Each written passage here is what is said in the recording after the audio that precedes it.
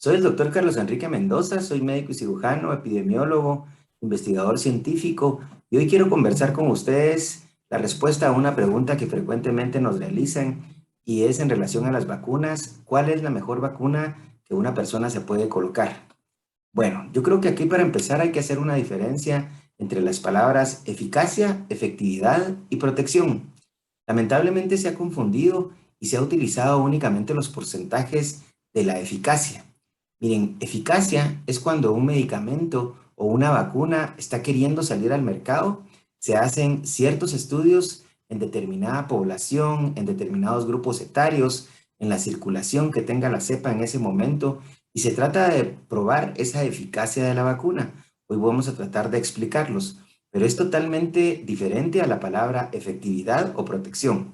Efectividad es cuando ya fue aprobada y se coloca a un determinado país o a un determinado continente y se evalúa el porcentaje de efectividad que esta misma tiene.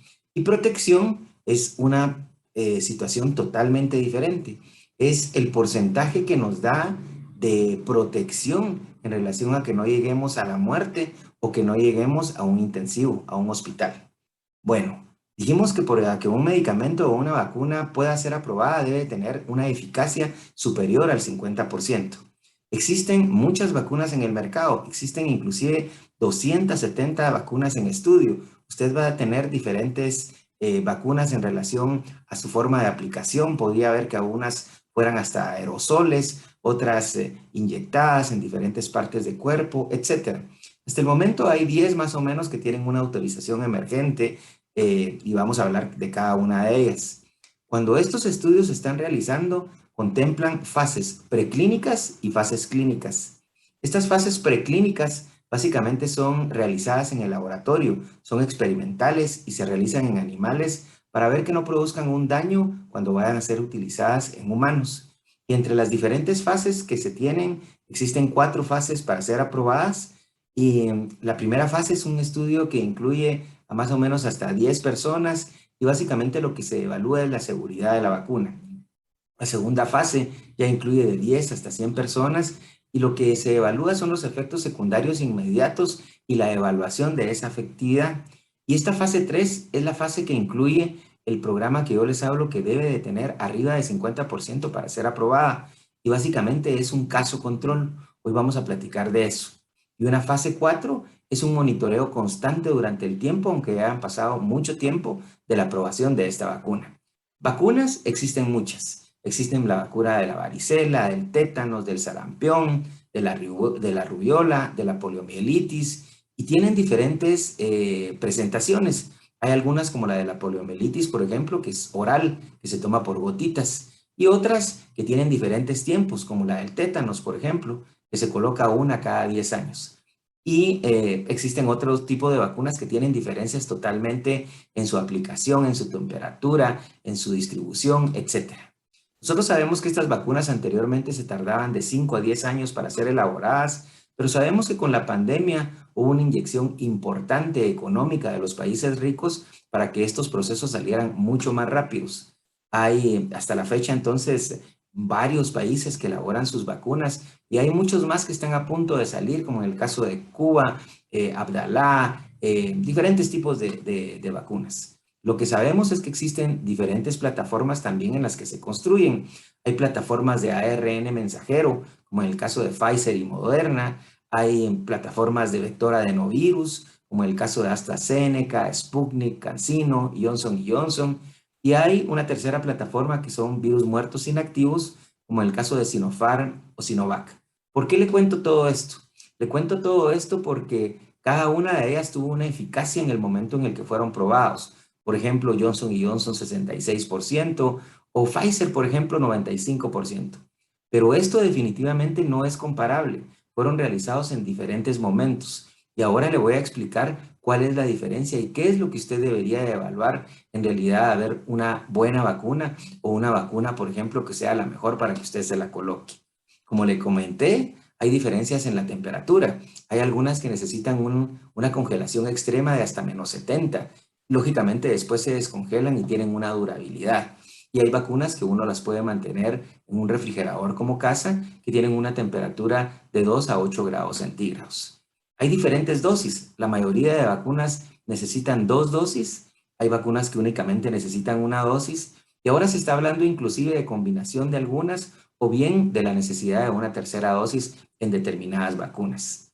El precio es otra diferencia. Hay vacunas como AstraZeneca que cuestan $3.50 y pueden haber vacunas como Moderna que puede llegar hasta $35 en el mercado. En fin, le comento todo esto porque es muy difícil realizar este tipo de comparaciones o tomar una decisión en relación a esta comparación.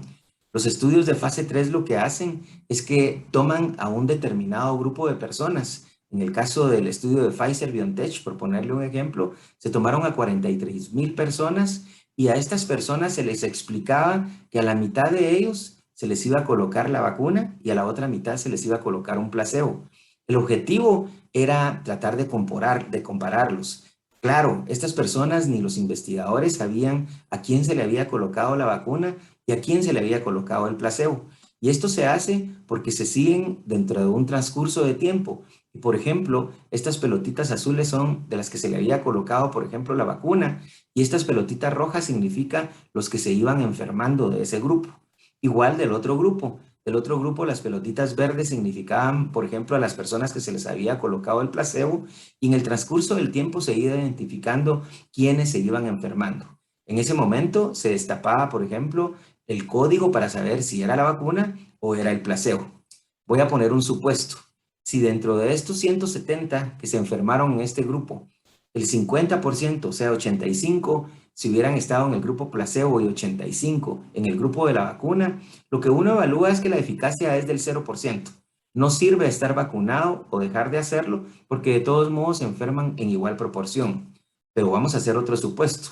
Si en ese caso los 170 pacientes que se enfermaron hubieran estado en el grupo del placebo y 0 en los vacunados, lo que significa que tiene una eficacia del 100%. Lo que en realidad pasó en el caso de Pfizer-BioNTech, como por ejemplo, es que esos 170 que se enfermaron, 162 correspondían al grupo que se les había colocado el placebo y únicamente 8 correspondían al grupo que se les había colocado la vacuna. Eso significa que tiene una eficacia del 95%. Pero ojo, esto es de los 43,000 pacientes que estuvieron dentro del estudio, solo se enfermaron 170. No significa que 5% son los que se van a seguir enfermando. Este porcentaje es mucho menor. Y aquí hay datos más interesantes aún. Los datos más interesantes es que de estos 8 que se enfermaron en el grupo de la vacuna, ninguno llegó a una unidad de cuidados intensivos o ninguno falleció. A diferencia del grupo placebo, un porcentaje alto también presentó necesidad de cuidados intensivos, una terapia respiratoria seria y algunos inclusive fallecieron. Esto es lo que les hablaba, que no significa ese porcentaje que 5% de esos pacientes va a enfermarse. Eso es diferente.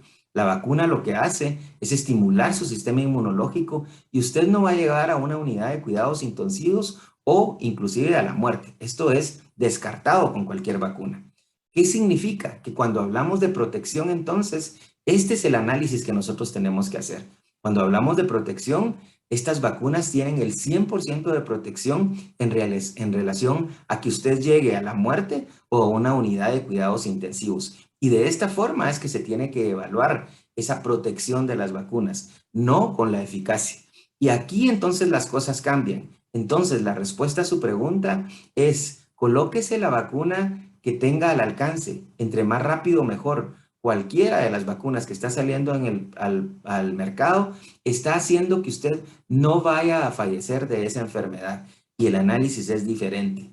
Evidentemente, sígase protegiendo, utilice las medidas de bioseguridad como su mascarilla de una forma correcta, como ese distanciamiento físico y social, como mantenerse en lugares ventilados y en realidad cuidarse y cuidar al prójimo. Yo me cuido. Si este video le fue de utilidad, compártalo con sus seres queridos con el objeto de que estemos más personas comunicadas. Muchas gracias.